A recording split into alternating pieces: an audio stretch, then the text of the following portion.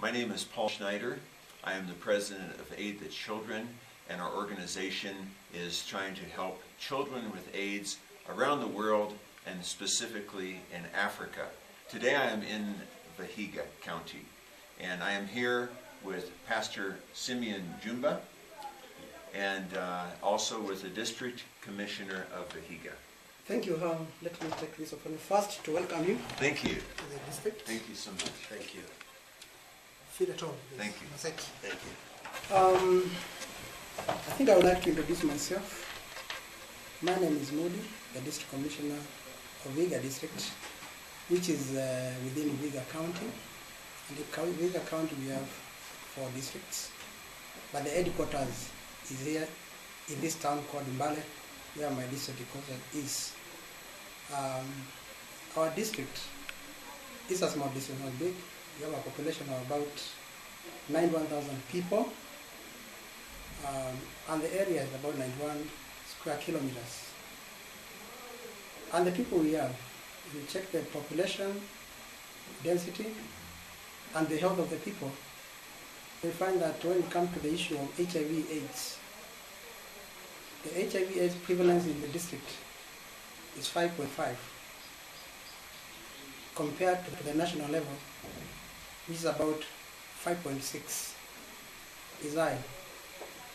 And this pandemic is spread through the ages from day 1 to some people who are as old as 60, 70 years. These people have been having problems. And therefore, if we get partners, like the way we have got a partner from either children, either by the President Paul, we appreciate a lot. And we appreciate the presence of Paul and the aids that they are giving to these children and other people who are suffering from HIV/AIDS. Okay, well, thank you, DC. I would like to ask you a number of questions, if I could. First of all, this HIV/AIDS, it has been here for some time. I think it is causing many problems. If you could just tell us what kind of problems that it is causing for the district and for Kenya. I think for the district is a lot. One thing, let me start with the young children. Some of the children have been orphaned. They don't have their father, they don't have their mother. They died out of HIV/AIDS. And these young children have been left under the care of their grandparents. Grandparents who are old, they are fragile, and taking good care of them is next to impossible. And they really need a lot of assistance. I am aware that they are using the drugs that are supposed to manage HIV/AIDS. But we'll find that though they are using these drugs, sometimes this problem, the sickness, becomes a real burden to them. And therefore you'll find although they are taking them, you find that they are sick.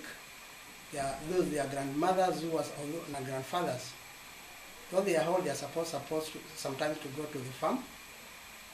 They cannot manage to do that. And when it comes to the issues of those who are of school-going age, sometimes he is unable to go to school. So most of the time you find they are at home. If you check their health, you just physically, you see that they are really sick people, always tired, they can't play with other children, and those kind of things. Then I thank you, DC, for that answer. Another question, we conducted a study here in Kenya, and for that study we had about 80 adults and 150 children. And I know that you were here and you saw the condition of these children at the beginning of the study. What were you able to see? Yeah, I'm very much aware of the study that was carried sometimes last year on this victim of HIV/AIDS. And by that time, of course, the study was on the product that was being given. Before they were given this product, physically when you look at them, they were looking very fragile. They are always looking tired. They are always looking like people who are not being accepted by the society. You could just see that there was that physical appearance of people who are sick. Their skin, their hair, their eyes. You could see this somebody who is free from HIV/AIDS. But after the study, like some of the videos will show, you could see that these children were looking very healthy, very happy, playing about, and their parents, who are also HIV positive, you could see that they are really changed. And by the way, we really appreciated this help from your organization. Thank you. And then one other question, and that is, when their health improves like that, what impact does that have when these children and the adults, when they don't have the problems of the health constraints of HIV? Let me start with the children, and especially the school-going children. In Kenya, we have the policy of free primary education. Education at the primary level is free in the country. But when these children, the school-going children, the ones who have been suffering from HIV, they are not going to school because of weaknesses that they had. But after getting this drug,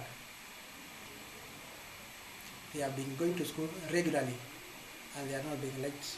When it comes to their parents, some of them, especially those who are in formal employment and those who are working in the farms, they not even have energy to go and lift any farm tools. But now, the last time we met with them, they were full of energy, and we really appreciate it. Yeah. I'm saying the area of stigmatization, when people are suffering from HIV, their hair is up and looking sick, and their countenance changed, their skin rash, and it's gone up. I mean, they get stigmatized by the community or the people. The children will not go to school and play with their own schoolmates, freely mingling. But once they took this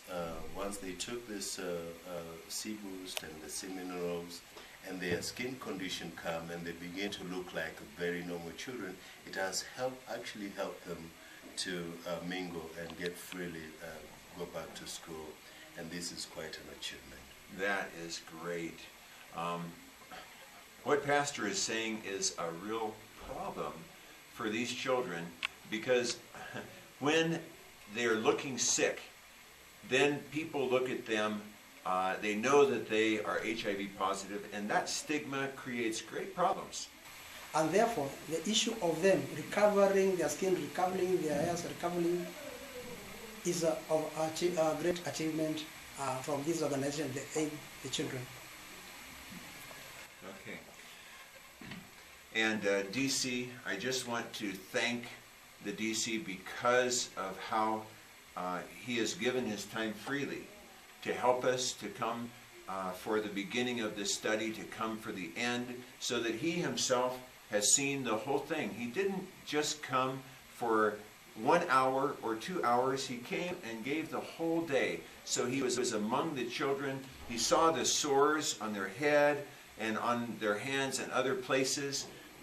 When the study started, he was able to see their condition at the end. And I would just like to thank you, DC, for your involvement in this, for sacrificing your time. We appreciate it. Thank you.